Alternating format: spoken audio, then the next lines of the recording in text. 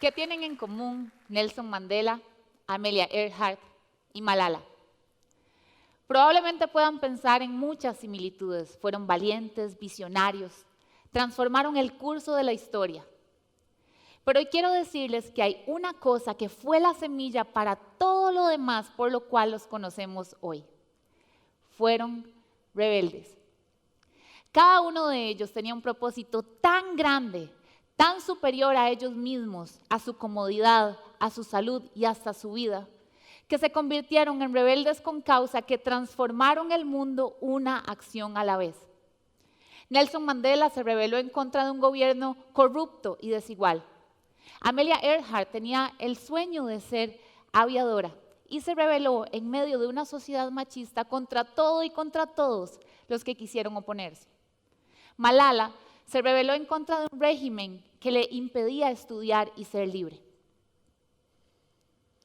Confieso que este concepto de rebelde con propósito me ha encantado desde siempre y creo que en el fondo siempre lo fui.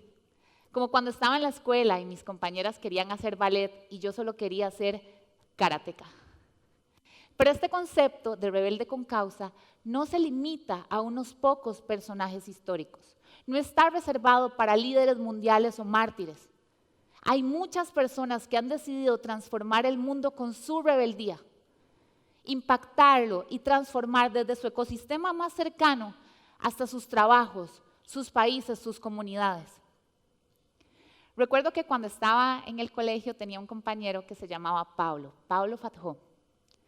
Pablo tiene importantes retos de aprendizaje. Él era diferente a todos los demás. Y me acuerdo que a mí me encantaba pasar tiempo con Pablo. Yo no lo veía como lo hacía la mayoría de las personas. Para mí era admirable ese ser. Y me parecía un privilegio estar ahí sentada a la par de ese que fue el primer rebelde con causa que conocí. A Pablo y a su familia les dijeron que una persona con los retos de aprendizaje que tenía él no podría graduarse jamás y tener una educación normal y salir de un colegio normal. Sus papás se negaron a aceptar lo que hasta entonces estaba preestablecido y se negaron a privar a su hijo de la educación que querían para él. Al mismo tiempo, Pablo se sabía merecedor de graduarse junto con el resto de sus compañeros. Los tres se rebelaron. La historia de Pablo nos demuestra que este concepto no está reservado para personajes que pasaron por cárceles o guerras o situaciones increíbles. Se extiende a cada uno de ustedes, a ustedes y a mí, y a cada persona que decide transformar su entorno a partir de sus acciones y conectar con su propósito. Teddy Roosevelt dijo algo que es el punto medular de esta idea. Él dijo que todos y cada uno debemos desgastarnos o herrumbrarnos. Terminó diciendo, yo decido, elijo desgastarme. ¿Pero qué significa esto? En un ejemplo sencillo de entender, es como si tuvieras el mejor carro del mundo, con el motor más potente y más veloz, que si lo tenés guardado, inmovilizado, no solo no va a servir de nada, sino que se va a herrumbrar. En cambio, si decidís encender esa máquina, hacer vibrar ese motor, llevarlo hasta su máximo potencial, se va a desgastar, sí, pero va a estar cumpliendo con su propósito. La moraleja es que una u otra cosa son inevitables. O decidimos estar quietos y desgastarnos, o avanzar. Estar quietos y herrumbrarnos, o avanzar y desgastarnos. Pero ¿qué diferencia a un rebelde con causa de alguien que simplemente ha decidido ser rebelde? La respuesta es una, y radica en el propósito. Y más allá de eso, ese propósito no es solo transformador, sino que se inclina siempre hacia el bienestar grupal, hacia el mejoramiento del entorno y no hacia el bienestar individual. Es eso lo que diferencia a las personas que son irrespetuosas, irreverentes, tumultuosas, ególatras, sabelotodo, de los verdaderos transformadores sociales, de esa gente que no pierde de vista que todo lo que hace importa. Y como saben que todo lo que hace importa, son personas que deciden siempre sumar y no restar. Este concepto de rebelde con causa me enamoró hace mucho tiempo. Y desde entonces he decidido estudiar a estos rebeldes a lo largo de la historia, saber más de esta tribu de seres humanos tan especiales. Y he podido encontrar que hay 3 cosas que son el común denominador en cada uno de ellos. La primera es el propósito, como ya lo vimos. La segunda es la integridad.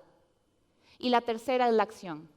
Es ahí donde verdaderamente se define el impacto que tendrá un rebelde con causa. Porque puedes tener un importante sentido de propósito y puedes ser íntegro. Pero sin la valentía de la acción, nada pasa. Y es ahí donde muchos nos quedamos.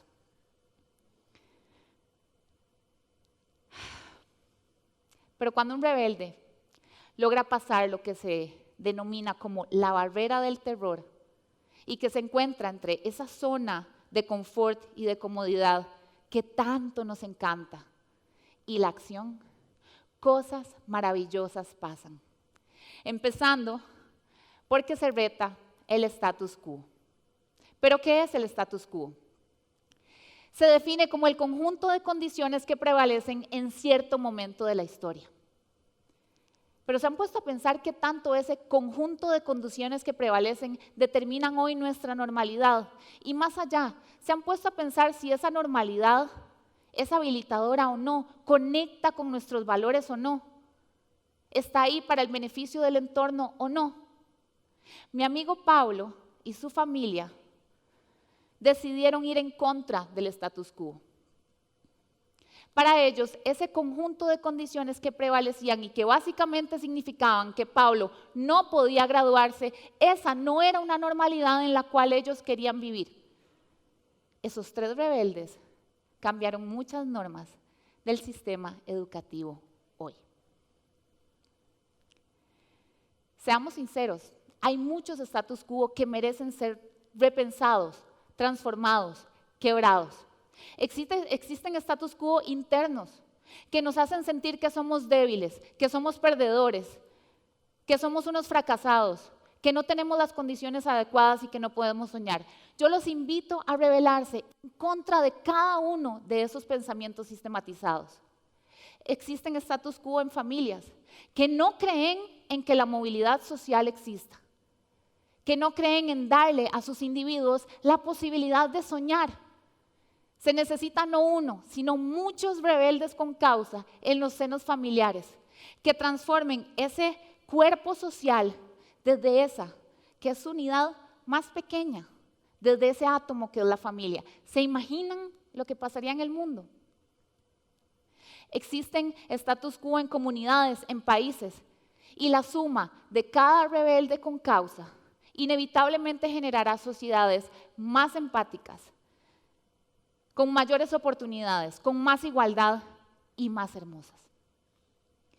Hoy quiero contarles un poco sobre mi historia personal como emprendedora y como mujer, y cómo ha sido la desobediencia social y la rebeldía lo que verdaderamente me ha permitido ver más allá de las muchísimas etiquetas que me han puesto a lo largo de toda mi vida. Algunas de ellas están aquí. Y como pueden ver, no son nada lindas. Pero es la desobediencia, es la rebeldía, la que me ha hecho ver no solo mucho más allá de estas etiquetas, sino que me ha habilitado para crear a lo largo de los últimos 10 años proyectos con propósito que han desafiado el status quo. El ejemplo más reciente sucedió en pandemia, cuando, al igual que a muchos de ustedes, probablemente la mayoría, mi vida cambió por completo. La mayoría de mis negocios cerraron, tenía enormes retos de salud, pero eso no era lo peor. Eso no era lo más difícil. Lo verdaderamente complicado era la enorme sensación de desaliento, la profunda desesperanza. Eso es lo que verdaderamente me inhabilitaba. Pero todo cambió un día que estaba viendo las noticias. Solía no hacerlo porque trataba de no recibir información que sumara a mi ansiedad, pero ese día fue diferente. Ese día el noticiero no empezó hablando sobre la cantidad de muertos que habían, sobre la cantidad de personas en el hospital o sobre la crisis económica.